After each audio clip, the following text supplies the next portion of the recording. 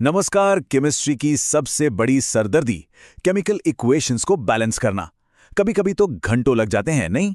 अगर ये सुनकर लग रहा है कि अरे ये तो मेरी ही कहानी है, तो फिर ये जानकारी बहुत काम आने वाली है।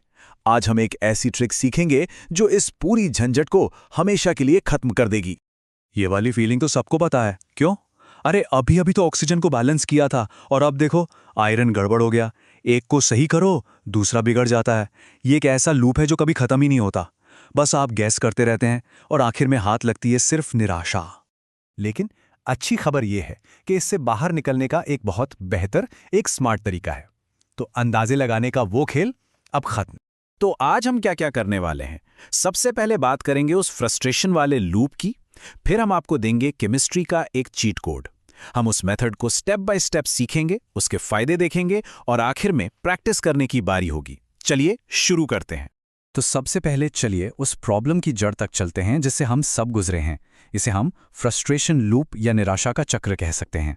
ये बिल्कुल वैसा है जैसे वो वैकोमोल गेम नहीं होता, एक सिर नीचे जाता है तो दूसरा ऊपर आ जाता है। आप एक एटम को बैलेंस करते हैं और फट से कोई दूसरा एटम अनबैलेंस हो जाता है। इसमें कोई सिस्टम नहीं है, कोई तय रास्ता नहीं, और ज्यादातर ये तरीका हमें कहीं नहीं पहुंचाता। लेकिन सोचिए, क्या हो अगर आपको गैस करने की जरूरत ही ना पड़े? अगर एक ऐसा मेथड हो जो किसी सीक्रेट चीट कोड की तरह काम करे और हर बार सही जवाब दे।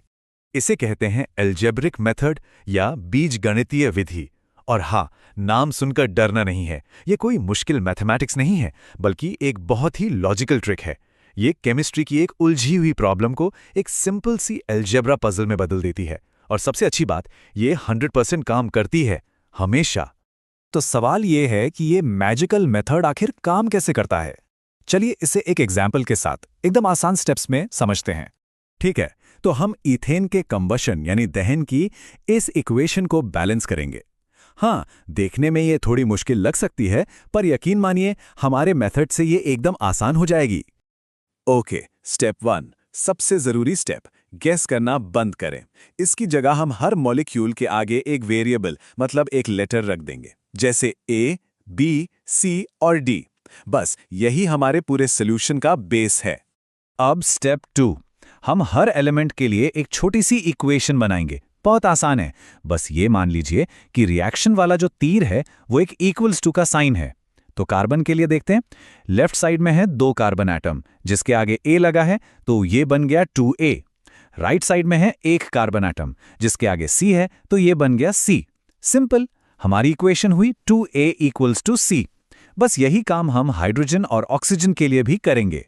और अब आता है सबसे मजेदार हिस्सा, स्टेप 3। हम यहां एक मैजिक ट्रिक इस्तेमाल करेंगे। हम बस मान लेंगे कि a की वैल्यू है 1। बस यही वो चाबी है जो पूरी पहेली को सॉल्व कर देगी। देखिए, अगर a बराबर 1 है तो हमारी पुरानी इक्वेशन से फट से पता चल जाएगा कि c बराबर 2 होगा और d बराबर 3 हो जाएगा। और आखिर में जब हम इन वैल्यूज को रखेंगे तो b निकल कर आएगा 3.5। अब आखिरी स्टेप, स्टेप 4। देखिए, B की वैल्यू आई 3.5, लेकिन हम सब जानते हैं कि केमिस्ट्री में आधे एटम या मॉलिक्यूल तो हो नहीं सकते, है ना? तो इस फ्रैक्शन यानी भिन्न से छुटकारा पाने के लिए हम क्या करेंगे? बहुत सिंपल, हम सारे वेरिएबल्स को 2 से मल्टीप्लाई कर देंगे और हमें मिल जाएंगे हमारे फाइनल होल नंबर्स। A हो जाएगा 2, B हो जाएगा 7, C हो जाएगा 4 और D हो जाएगा 6। और ये रहा हमारा फाइनल परफेक्टली बैलेंस्ड इक्वेशन। इन नंबर्स को उनकी सही जगह पर रख दीजिए और आप देख सकते हैं दोनों तरफ हर एलिमेंट के एटम्स अब बराबर हैं। कोई गेस वर्क नहीं, कोई फ्रस्ट्रेशन नहीं। तो चलिए फटाफट एक बार फिर से इन स्टेप्स को देख लेते हैं। स्टेप 1, हर मॉलिक्यूल को एक लेटर दें। स्टेप 2, हर एलिमेंट के लिए एक इक्वेशन बनाएं। स्टेप 3, ए को 1 मानकर सॉल्व करें। और स्टेप 4, अगर जरूरत पड़े तो फ्रैक्शन हटाने के लिए मल्टीप्लाई करें। देखा कितना आसान है? तो अब सवाल ये उठता है कि ये मेथड उस पुराने ट्रायल एंड एरर वाले तरीके से बेहतर क्यों है? इसके कुछ बहुत ही जबरदस्त फायदे हैं। देखिए, सबसे बड़ा फायदा तो ये है कि आपको बार बार पीछे जाकर चीजें ठीक नहीं करनी पड़ती। एक बार सॉल्व हुआ मतलब हो गया।